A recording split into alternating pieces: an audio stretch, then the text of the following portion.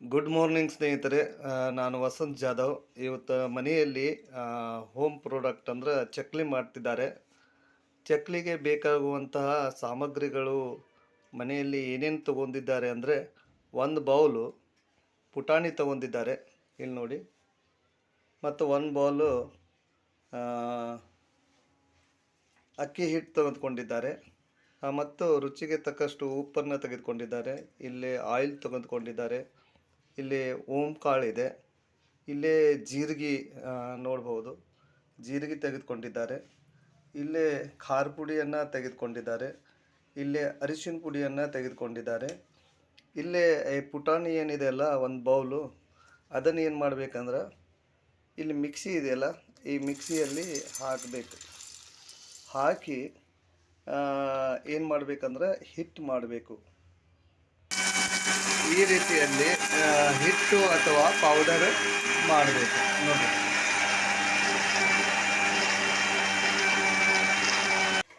ಮಿಕ್ಸಿಯಲ್ಲಿ ಹಾಕಿದ ಪುಟಾಣಿ ಚೆನ್ನಾಗಿ ಪೌಡರ್ ಆಗಿದೆ ನೋಡಿ, ಇಲ್ಲಿ ನೋಡಿ. ಈ ಪುಟಾಣಿ ಹಿಟ್ಟನ್ನು ಈ ಪಾತ್ರೆಯಲ್ಲಿ ಹಾಕಿಕೊಂಡಿದ್ದಾರೆ. ಈಗ ಅಕ್ಕಿ ಹಿಟ್ಟನ್ನು ಅದರಲ್ಲಿ ಬೆರೆಸಿದ್ದಾರೆ.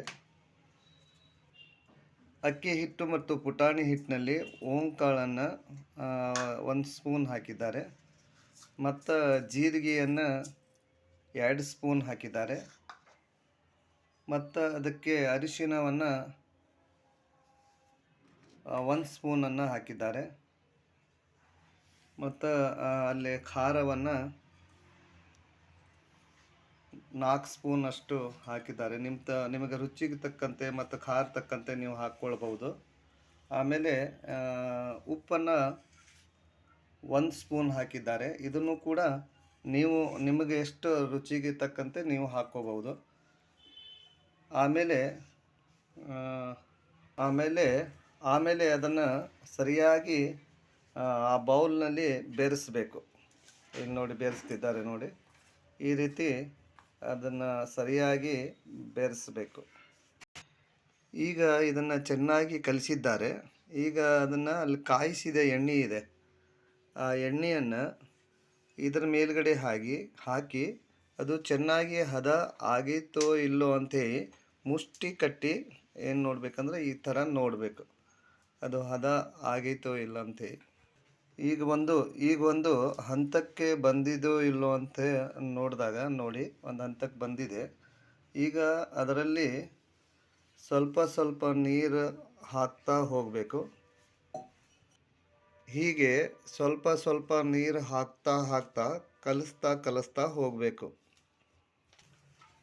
ಈ ರೀತಿ ಬರುವವರೆಗೂ ನಾದ್ತಾ ಇರಬೇಕು ನೋಡಿ. ಈ ರೀತಿ ಬರಬೇಕು ನೋಡಿ. ಈಗ ಎಣ್ಣೆ ತಗೊಂಡು ನಾದಿದಂತಹ ಹಿಟ್ಟಿಗೆ ಸವರಿ ಈ ರೀತಿ ಸವರಬೇಕು. ಈ ರೀತಿ ಸವರಿ ಪ್ಲೇಟ್ ತಗೊಂಡು ಅದನ್ನು ಮುಚ್ಚಿಟ್ಬಿಡಬೇಕು ಒಂದು 10 ನಿಮಿಷ. ಈಗ ಚಕ್ಲಿ ಮಣಿಯನ್ನು ತೆಗೆದುಕೊಳ್ಬೇಕು. ಇಲ್ಲಿದೆ ಅಲ್ಲ, ಇದನ್ನು ತೆಗೆದುಕೊಳ್ಬೇಕಂತ. ಈ ಚಕ್ಲಿ ಮಣಿಯನ್ನು ತೆಗೆದುಕೊಳ್ಬೇಕು. ಆ ಹಿಟ್ಟು ಇಲ್ಲೇ ಅಂಟಬಾರ್ದಂತ ಹೇಳಿ ಅದನ್ನು ಎಣ್ಣೆ ತೊಗೊಂಡು ಏನು ಮಾಡಬೇಕಂತ ಸವರಬೇಕಂತ. ಅಂದ್ರೆ ಅಲ್ಲಿ ಹಿಟ್ಟು ಅಂಟ್ಕೊಳ್ಬಾರ್ದು, ಅದು ಚಕ್ಲಿ ಮಾಡಲಿಕ್ಕೆ ತೊಂದರೆ ಆಗಬಾರ್ದಂತ ಹೇಳಿ ಅದನ್ನು ಏನು ಮಾಡಬೇಕಂದ್ರೆ ಆ ಚಕ್ಲಿ ಮಣಿಗೆ ಎಣ್ಣೆ ತೊಗೊಂಡು ಈ ಥರ ಸವರಬೇಕು ನೋಡಿ. ಇಲ್ಲಿ ಎರಡಕ್ಕೂ ಎಣ್ಣೆ ಹಾಕಿ ಸವರಿದ್ದಾರೆ ನೋಡ್ರಿ, ಹೌದಾ? ಇದು ಮತ್ತು ಇಲ್ಲೊಂದಿದೆ ನೋಡ್ರಿ. ಈ ರೀತಿ ಸವರಿ ಇಟ್ಕೋಬೇಕು. ನಾದಿ ಇಟ್ಟಂತಹ ಹಿಟ್ಟಿದೆ ಅಲ್ಲ, ಅದನ್ನು ಈಗ ತೆಗೆದುಕೊಂಡು ಅದನ್ನು ಆ ಚಕ್ಲಿ ಮಣಿಗೆ ತುಂಬ್ಕೋಬೇಕು. ಈ ಥರ ತುಂಬ್ಕೋಬೇಕಂತೆ.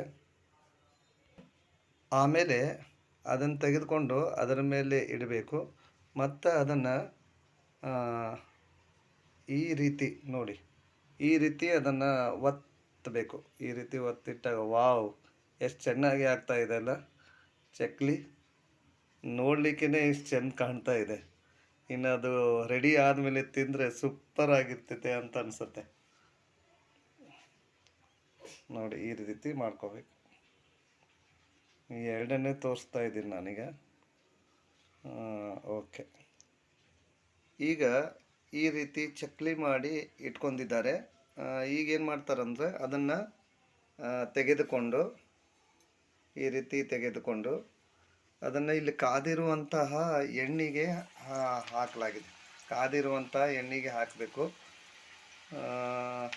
ಮನೆಯಲ್ಲೇ ಅತ್ಯಂತ ಅದ್ಭುತವಾಗಿ ಹೋಮ್ ಮೇಡ್ ಅಂತ ಹೇಳ್ತಾರಲ್ಲ, ಈ ರೀತಿ ಹೋಮ್ ಮೇಡ್ ಚಕ್ಲಿಗಳನ್ನು ಮಾಡಿ ತಿನ್ನುವುದರಿಂದ ತುಂಬ ಖುಷಿ ಪಡ್ತೀವಿ.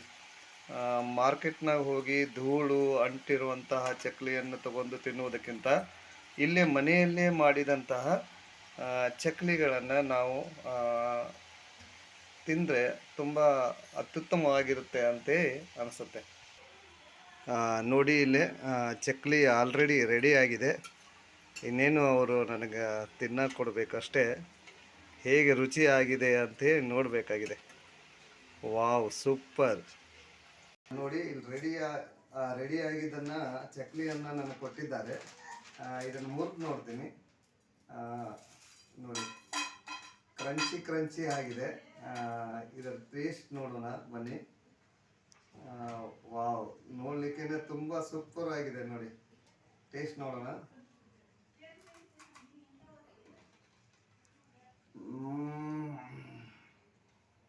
Wow, super, fabulous, special Divya, thank you. Really special ಆಗಿದೆ ಚಕ್ಲಿ.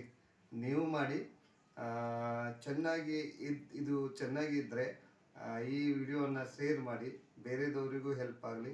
ಲೈಕ್ ಮಾಡಿ ಮತ್ತು ಕಾಮೆಂಟ್ ಮಾಡಿ. Thank you, really thank you.